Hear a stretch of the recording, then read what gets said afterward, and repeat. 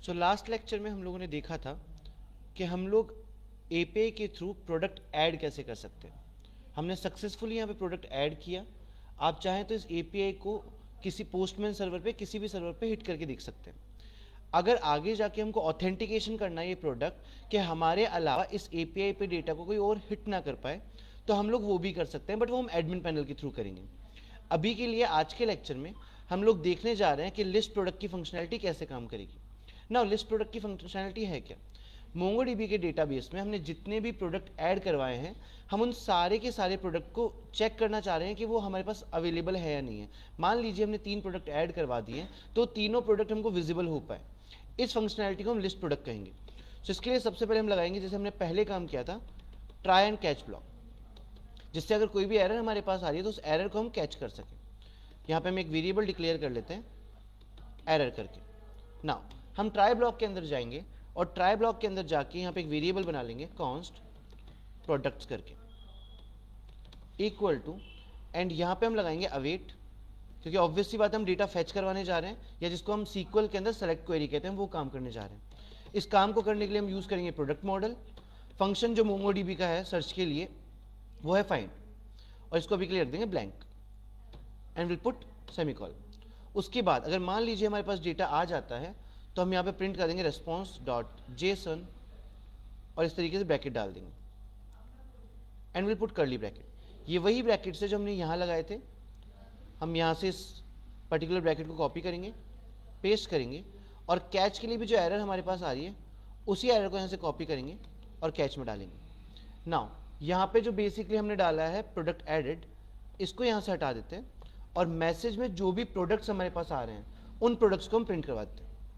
तो ये रहे। सो वापस देख लेते हैं हमने क्या किया है।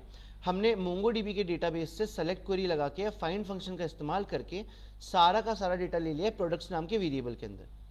ठीक है, प्रोडक्ट्स नाम के वेरिएबल के अंदर डेटा लेने के बाद हम लोगों ने क्या किया, यहाँ पे हमने रिस्पॉन्स डॉट जेसन अप्लाई किया और चेक करवाया कि एपीआई हिट हुआ है।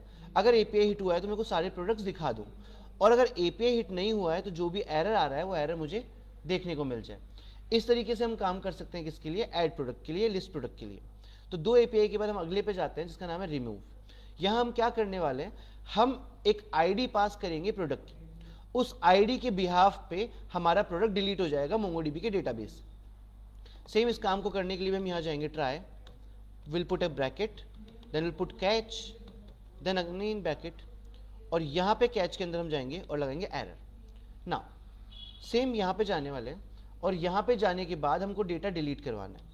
सो इस पर्टिकुलर काम के लिए हम लगेंगे await, then will call product model dot, and function call करेंगे जो कि मोंगोडीबी का है, that is find by ID and delete.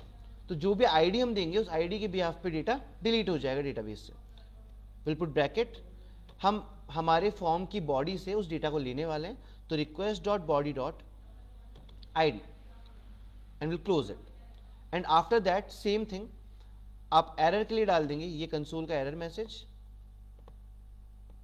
सो मैं इसको कॉपी कर लेता हूँ, I will put it over here, and same success के लिए भी हम लोग एक सक्सेस का मैसेज हमारा है, उस मैसेज को कॉपी करेंगे और यहाँ डाल देंगे, और साथ में यहाँ पे मैसेज को चेंज कर देंगे और लिख देंगे प्रोडक्ट रिमूव्ड। सो ये हमारा हुआ किसका, रिमूव प्रोडक्ट का। नेक्स्ट एपीआई को हिट करने के लिए हम लोग को क्या चाहिए कि हम लोग बेसिकली एक सिंगल प्रोडक्ट को विजिबल करवा पाए या देख पाए। जैसे कि हम अगर वेबसाइट्स यूज करते हैं तो वहां पे भी हमको क्या होता है, हम एक सिंगल प्रोडक्ट को देख पाते हैं जब भी किसी सिंगल प्रोडक्ट पे क्लिक करते हैं। तो यहाँ पे क्या होने वाला है, जिस भी प्रोडक्ट की आईडी हम डालेंगे उस एक प्रोडक्ट का डेटा मुझे मिलने वाला है। इस एपीआई के लिए हम यहाँ जाएंगे एंड सेम प्रोसेस हम रखने वाले हैं। पहले लगाएंगे try, then will put catch, catch में हम डालने वाले हैं error, will put brackets and will close. उसके बाद हम यहाँ पे जाएंगे और यहाँ जाके हम लगाएंगे const and in curly bracket. इस कर्ली ब्रैकेट के अंदर हम लोग गेट करने वाले हैं प्रोडक्ट की आईडी। तो हमने यहाँ लिखा प्रोडक्ट आईडी इस तरीके से, और ये प्रोडक्ट आईडी हमें कहाँ से मिलने वाली है, ये हमें मिलने वाली है रिक्वेस्ट डॉट बॉडी से। नाउ रिक्वेस्ट डॉट बॉडी से वो प्रोडक्ट आईडी हमारी इस प्रोडक्ट आईडी नाम के वेरिएबल में आ चुकी है। अब हमें क्या करना है, इस आईडी के बिहाफ पे जो भी आईडी हमें मिली है उस आईडी के बिहाफ पे हमको डेटाबेस में वो प्रोडक्ट ढूंढना है। सो उसके लिए हम क्या करेंगे, एक वेरिएबल बना लेंगे जिसमें हमें प्रोडक्ट डलवाना है। Const product is equal to await, and await के बाद हम लगाएंगे यहाँ पे product model dot find by ID, कि जो भी आईडी हमें ये मिल रही है प्रोडक्ट आईडी, इस आईडी के बिहाफ पे हम उस प्रोडक्ट को डेटाबेस में सर्च करें, और प्रोडक्ट को डेटाबेस में सर्च करने के बाद उसका डेटा सारा कहाँ जाएगा, इस प्रोडक्ट नाम के वेरिएबल में।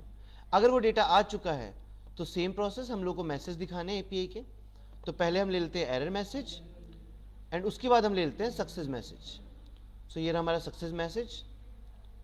इस मैसेज को डालेंगे यहाँ पे, और यहाँ से इस मैसेज को प्रोडक्ट रिमूव हटा देंगे, और जो भी प्रोडक्ट मेरे को विजिबल हुआ है उस सिंगल प्रोडक्ट का डेटा हम यहाँ पे देख लेंगे। So this is it. हम लोगों ने बना लिए प्रोडक्ट के सारे एपीआईज। हमने पहले प्रोडक्ट को ऐड करना सीखा, उसके बाद प्रोडक्ट को हमने डिस्प्ले करवाना सीखा, सेलेक्ट क्वेरी, उसके बाद हमने प्रोडक्ट को डिलीट करवाना सीखा, और फिर सिंगल प्रोडक्ट को फैच करवाया हम लोगों ने उसके आईडी के बिहाफ पे। तो आई होप आपको समझ में आया होगा lecture. Thank you so much, will see you in the next lecture.